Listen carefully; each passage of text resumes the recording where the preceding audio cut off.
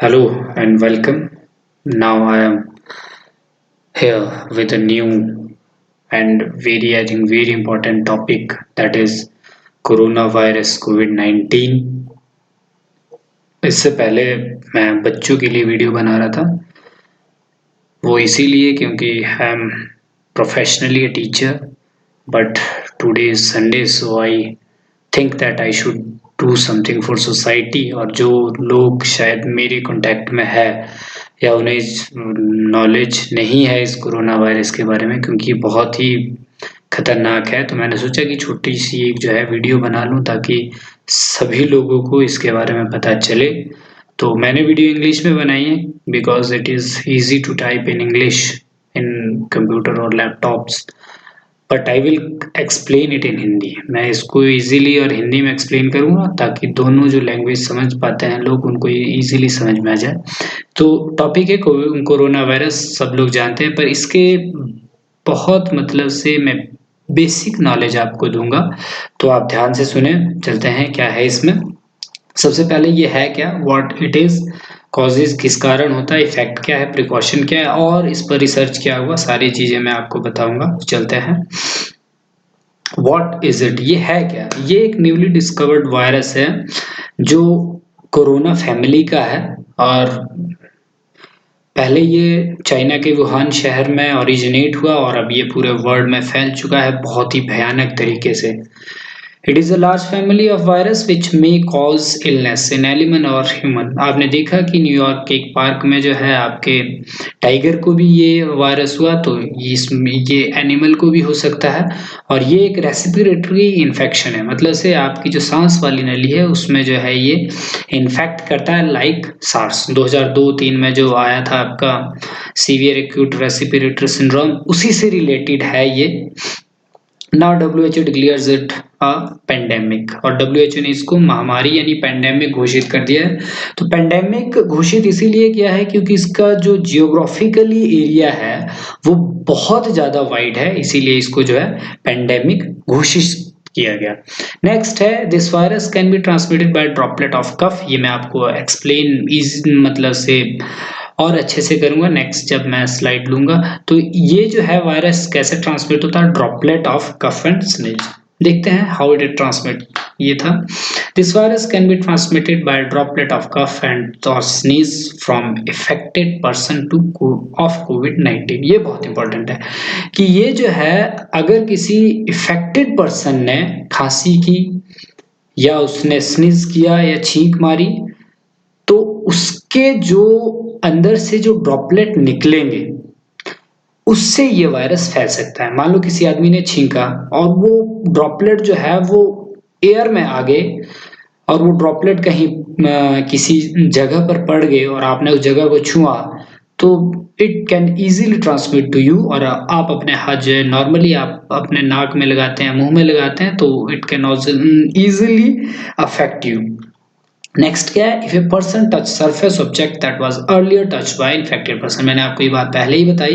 Next है, mainly transmitted through respiratory droplet rather than through the air. ये मैं आपको भी बताऊंगा। Period of transmission is not defined.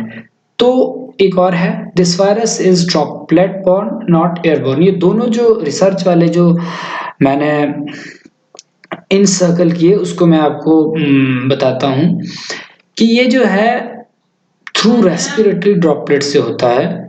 और रेस्पिरेटरी ड्रॉपलेट का मतलब है कि ये जो है आपकी सांस वाली जो नली है उसमें से जो है आप जब ड्रॉपलेट छोड़ते हैं स्नीज करके या किसी भी तरह अगर आप ड्रॉपलेट छोड़ते हैं, तो उससे ये जो है इजीली ट्रांसफर हो जाता है जो इन्फेक्टेड पर्सन नहीं है उसको।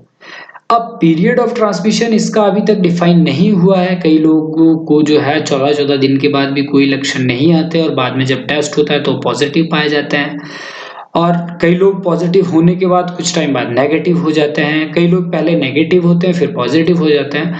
तो ये I think covid is a mystery, कि ये एक मिस्ट्री डिजीज है कि जिसके बारे में पूरा वर्ल्ड के साइंटिस्ट और जो आपके डॉक्टर है वो रिसर्च कर रहे हैं, पर अभी तक कोई प्रूवन जानकारी नहीं मिल पाई है कि क्या है, कैसे ये इतना जल्दी ट्रांसमिट कैसे हो पा रहा है, जबकि वो कह रहे हैं कि एयरबोर्न नहीं है, तो इतना जल्दी ट्रांसमिट कैसे? तो it is a matter of I think highly research, बहुत ज़्यादा रिसर्च करने की इसमें आवश्यकता है। तो मेनली जो फैलने का कारण है मैंने आपको बताया, अगर स्नीज करता है, पर एक बात इसमें जो रिसर्च वाली है वो ये है कि अगर एक आदमी स्नीज करता है तो वो कितने दूर तक उसकी ड्रॉपलेट ट्रैवल कर सकती है, ये बहुत इंपॉर्टेंट है। अगर जैसे आप पोलन जो आप देखें, जब भी कोई बीज है वो बहुत दूर तक ट्रैवल करता है और बिल्कुल कुछ टाइम में, तो अब अगर ये ड्रॉपलेट उस तरह ट्रैवल करने में सक्षम है तो ये ड्रॉपलेट बहुत दूर तक जा सकती है, और मुझे लगता है कि अगर ऐसा है तो ये बहुत ही खतरनाक है।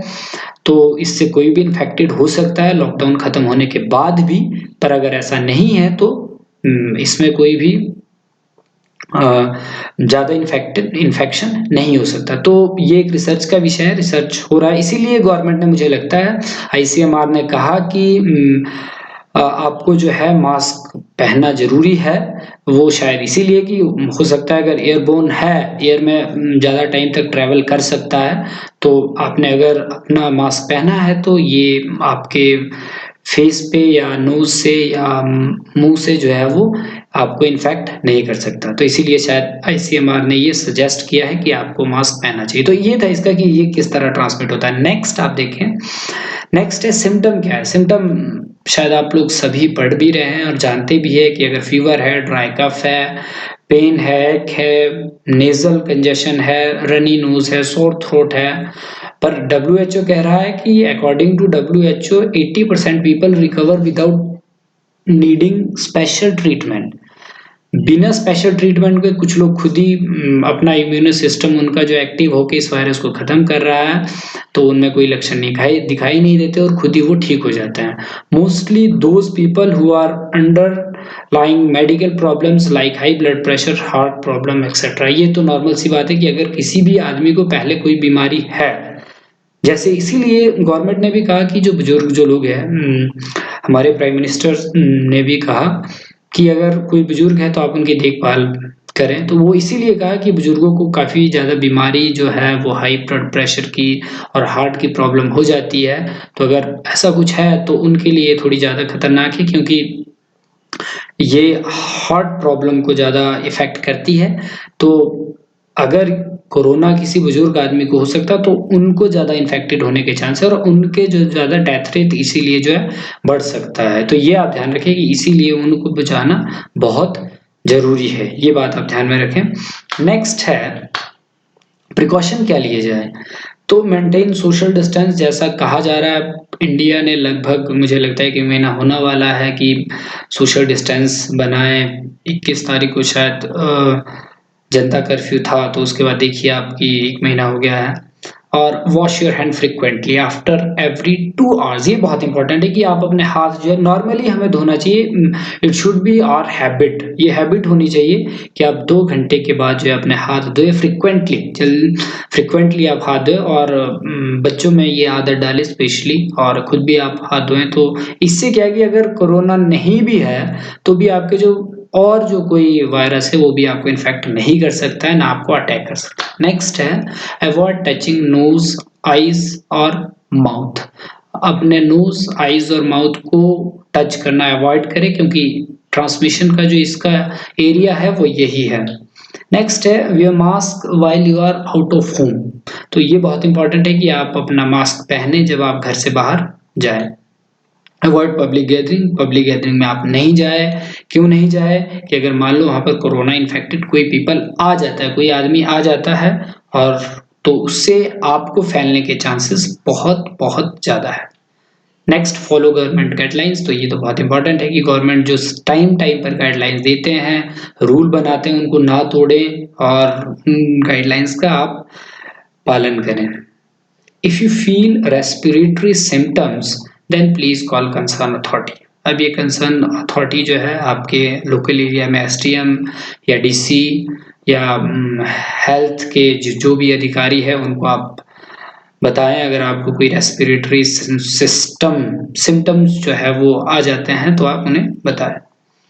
नेक्स्ट है सिचुएशन क्या है इस time? Quite in control in India, but in Europe, America this pandemic is showing it's real outbreak. तो ये बहुत इंपॉर्टेंट है कि इंडिया में अभी कंट्रोल में है, लगभग 26-27 हज़ार केस है, उसमें से एक्टिव 20 हज़ार के आसपास है, काफ़ी 6 हज़ार के आसपास लोग ठीक हो चुके हैं, और 800 या 850 लोगों की मौत हुई है। तो इंडिया में ये कंट्रोल में है, पर अमेरिका और यूरोप में आउट ऑफ कंट्रोल मुझे लगता है। नेक्स्ट है ये वही केसों की लिस्ट कि कितनी केस है।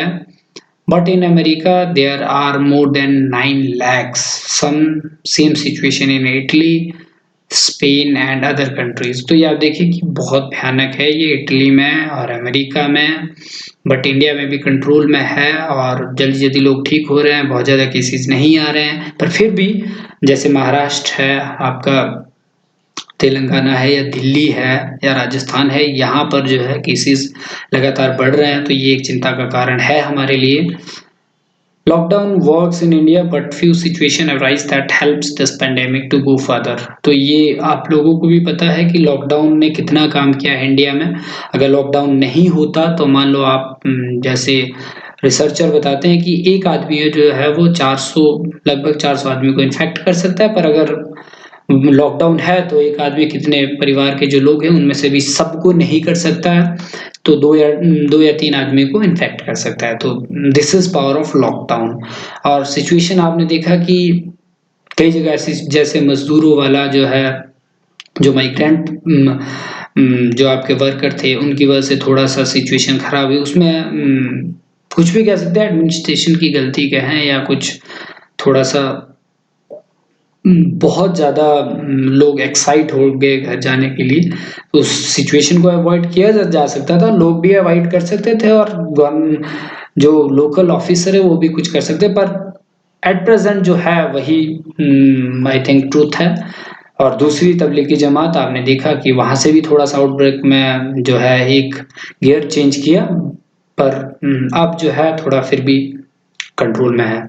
नेक्स्ट है government is doing great work and our corona warriors are on field only they need our support. ये तो क्लियर सी बात है कि गवर्नमेंट बहुत अच्छा काम कर रही है, पर हमारे कोरोना वॉरियर जो क्या कहते हैं फील्ड पर है, they are excellent and but they need our support. वो हमारा सपोर्ट उनको चाहिए। Hotspot has been marked, need to break this.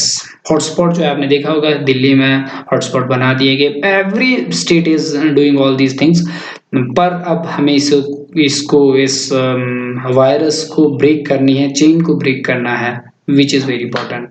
Research, मैंने आपको बताया कि रिसर्च हो रही है बहुत ज़्यादा। India setup high level task force to develop vaccine.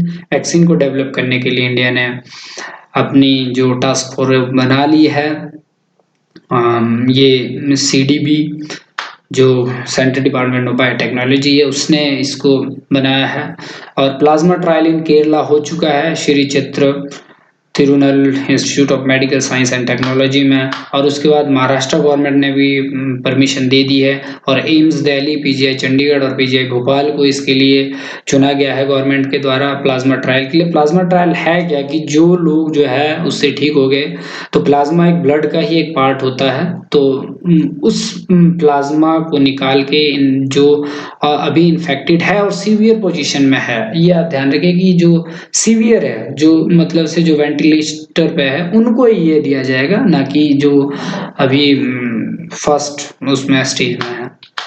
Next way forward क्या है, तो ये अब आप हमें देखना है सोसाइटी को कि अगर लॉकडाउन खुल जाता है तो हमें क्या करना है। तो आफ्टर 3 में wearing mask should be mandatory for all and we should make it a habit. मुझे लगता है कि अगर हम जापान का एक उदाहरण लेते तो वहाँ पर जो है नॉर्मली लोग जो है वो मास्क पहनते हैं, तो हमें भी इस तरह का कुछ अपनी हैबिट बनानी होगी। नेक्स्ट है social distance should be maintained. ये तो एक नॉर्मल सी बात है कि 3 मई के बाद भी हमें सोशल डिस्टेंस मेंटेन रखना पड़ेगा। Society need to be aware of it. Society aware होनी चाहिए कि ये पैंडेमिक कितना खतरनाक है। Infected people need special cure after lockdown. और जो इन्फेक्टेड जो लोग हैं वो I think they need special care after lockdown, क्योंकि जैसे चाइना से जो रिपोर्ट आई है तो वो हमें सजेस्ट करिए कि ये दोबारा भी इन्फेक्शन हो सकता है। नेक्स्ट है it can transmit again like China report, वही मैंने बताया। That's all about corona. तो अगर आपको ये वीडियो अच्छी लगी तो please you can comment and like, and this all about corona. और हमें इसके रोकने के लिए I think we should do something. Thank you very much.